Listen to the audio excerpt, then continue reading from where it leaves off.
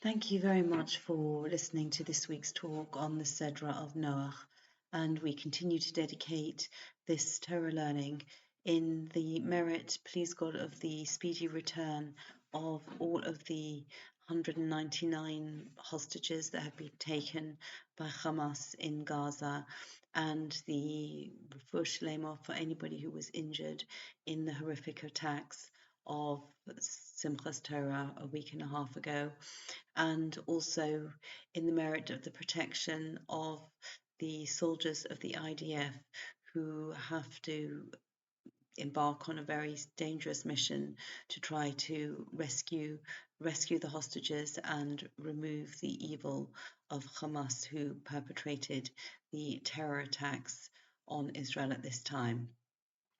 And as we look at the Sedra of Noach as in a way the the the story of the flood that wiped out, that washed away the evil of humanity, and no coincidence that the word Hamas is mentioned twice in this week's Sedra, because of Hamas, which Rashi interprets as robbery, which is the symbol of the breakdown of society, and certainly the parallels that can be drawn with this evil organization and the way they destroy the fabric of humanity and society with their horrific and murderous actions and ways. And this is certainly something that we can understand, how human beings who are choosing to act in such an evil way can bring destruction on the planet with their behavior and with their deeds. And just stepping back from that a moment, because as we are trying to navigate our way through these difficult times and trying to help to bring support to everybody who has been affected by all the many tragedies and traumas that spin off from their actions. The opening pasuk that describes Noach is something that can help us, and the sages have been divided on whether Noach was a righteous person or not.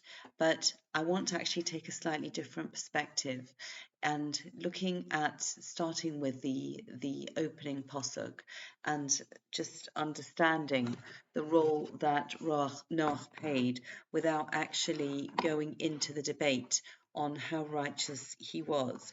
We begin chapter 6, verse 9. Eila told us Noach, these are the generations of Noach. Noach ish tzadik tamim haya b'derasav. Noach was a righteous person.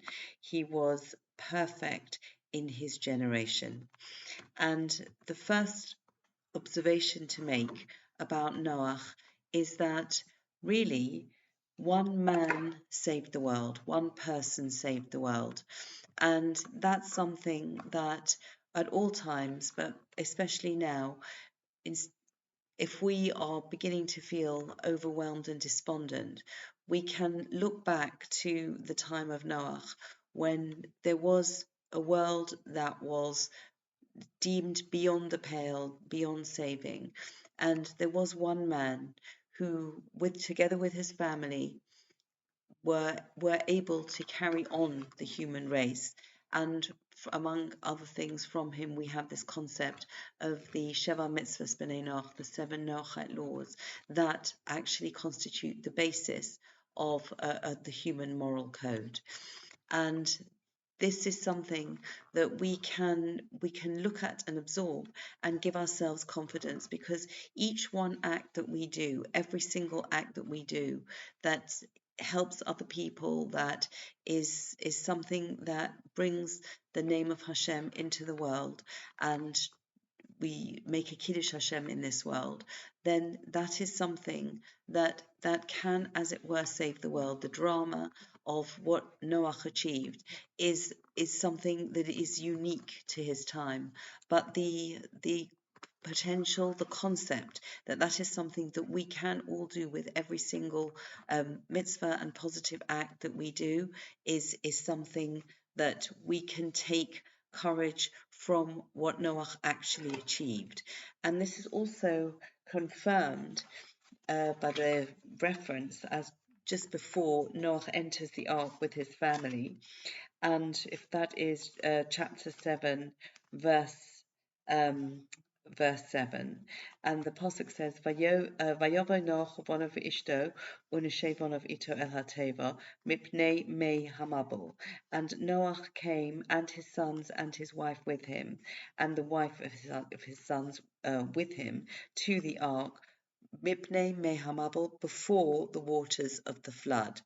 And Rashi picks up on this apparent redundant phrase, mipnei mei hamabel, and he says, because of the waters of the flood, Af Noach too, miktane emuna haya, was one of those with little faith.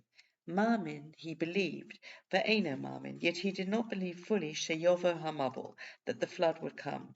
V'lo nichnas lateva, and he did not enter the ark, ad she dochakuhu hamayim, until the waters compelled him to. So Rashi is observing from this phrase, before the waters of the flood, that Noach actually was, even though he was constructing this ark for 120 years so that people would ask him, "What are you doing?" and he would explain that because of the behavior of humanity, God is going to bring a flood that will destroy the earth. And so this was their moment, this was their chance to do teshuvah, to acknowledge the destructive nature of their behavior, and to change, and to be worthy of actually continuing to survive as a human race. And even Noach, who was given this mission, was building the ark and spreading the word in this way, Rashi's saying he too, he sort of believed it and he didn't believe it, that it would actually happen. And so one of the explanations of this Katane Haimuna, that he was of little faith, it's an obvious, the first level explanation was that he was not convinced of Hashem, of Hashem's word, of Hashem carrying out his plan. But another explanation is that he lacked the faith in himself as one person to bring about that change that would save the world. And so we can learn from this dual aspect of Noach, that on the one hand, de facto, he was the only person to survive together with his family, but equally, he was unsteady, he was unsure in his faith, and he lacked faith in himself.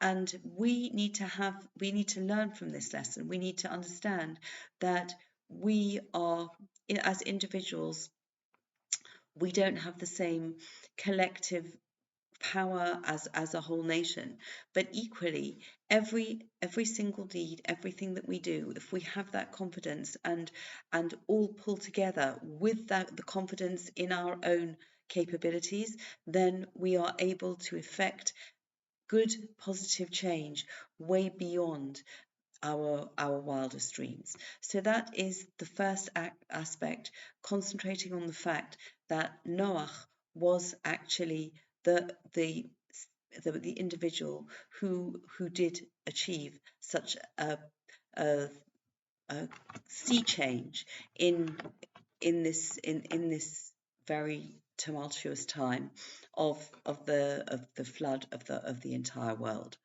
And the next aspect, which is in a way playing on the name Noach, if we look at a chapter in Ethics of Our Fathers, Pirkei Avot, and that is chapter 3, verse Mishnah 13. And this is a Mishnah that is learned in the name of Rabbi Hanina ben Dosa.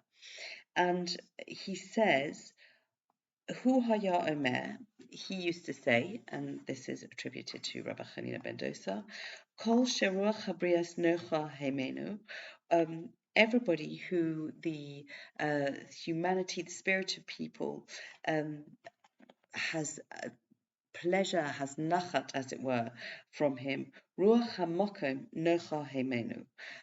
The Ruach, the spirit of Hashem, who is referred to as HaMokom, has nachas from him. V'chol she'ein ruach habrios nocha himenu, and whoever does not have the nachas of people, whoever does not impact on people in this positive way, ein ruach hamokom nocha himenu. The spirit of Hashem does not have nachas, have pleasure from him. And again, we have this concept here that the word Nocha has the same letters, has the same root, as it were, of the name Noach. And we are learning from this Mishnah that there are two planks, there are two foundations of our ability to affect this change in the world, to each one of us as individuals to save the world. And this is the idea that we are able, with our wonderful relations vis-a-vis other people that surround us, that when we achieve this effect on people around us, then that is the best way for Hashem to have nachas. Excuse me. For Hashem to have nachas from us. And if we don't have that positive impact on the people around us, then the Hamakom, Hashem, does not have that nachas from us. So this is an important way, learning from Noach with this play on Noach, the letters of the name of Noach, that this is something that we aspire to. The method through which we bring nachas to Hashem is by having that positive impact, spreading that positive energy on people around us. So this is the second point that we can learn from the name, the personality of Noach. The third aspect from learning from this first pasuk that talks about Noach being a righteous man, b'dorosov, in his generation. And just understanding this in a way, and it is susceptible of different interpretations, but the concept is that each generation has its own special way, its own challenge, and that in that challenge is the opportunity to find the way that we are going to focus on in our service of Hashem. And we could say that our generation today has the opportunity to make a Kiddush Hashem in our lives through living, to make a Kiddush Hashem. Other generations in the past have had to give their lives up on Kiddush Hashem. But in this generation, we want to try to really make a Kiddush Hashem as we go about our lives, and this is the way that we want to be able to serve Hashem in our own time. And all of the generations that precede us add something to the total equation in their own specific time, in their own specific challenge. And so just looking at the description of Noach from the first pasuk of this week's Sedra, understanding that we need to have faith in our ability to bring about change beyond our wildest dreams, of that not to think that, oh, I'm just one person, I can't do anything of significance. Noach is telling us, with all our imperfections, it is about trying our best to achieve this positive change, and looking at the circumstances of our particular generation and really energizing and using those circumstances to, please God, spread the name of Hashem in this world as we come through these difficult times, with prayers for the success of every mission and the saving and of the return of the people who have been kidnapped, and the refuah shalem of the people who have been injured, and the safety of everybody who is involved in trying to protect the Jewish people in the land of Israel. Thank you very much for listening, and wishing everybody a good week.